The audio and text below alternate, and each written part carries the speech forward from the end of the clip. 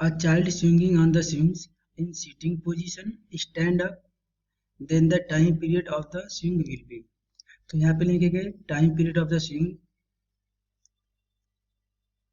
Time period of swing when child is on sitting position is given by t is equal to 2 pi root में l by g। That means यहाँ पे ये कोई swinging है,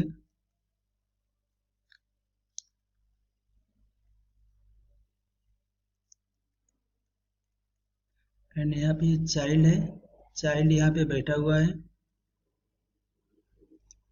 तो child का centre of mass इस point पे यदि लाई करेगा तो स्विंगिंग के ये वाला हैंगिंग पॉइंट है, हैंगिंग पॉइंट से चाइल्ड के सेंटर ऑफ मास के लेंथ को हम बोलते हैं इफेक्टिव लेंथ। तो ये हो जाएगा L effective.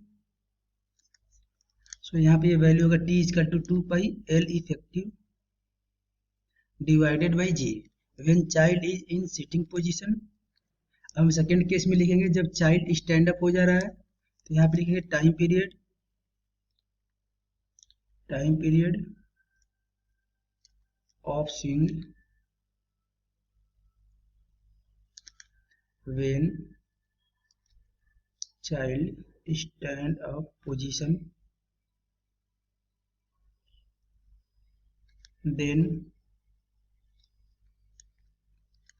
then center of mass of child rise up। it means L effective will be decreased, then time period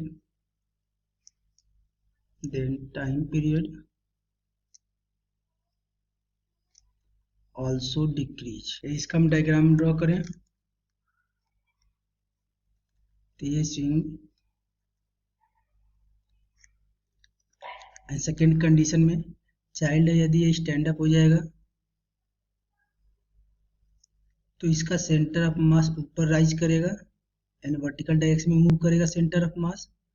तो ये हो जाएगा एल इफेक्टिव की वैल्यू, इसको हम बोलेंगे एल इफेक्टिव।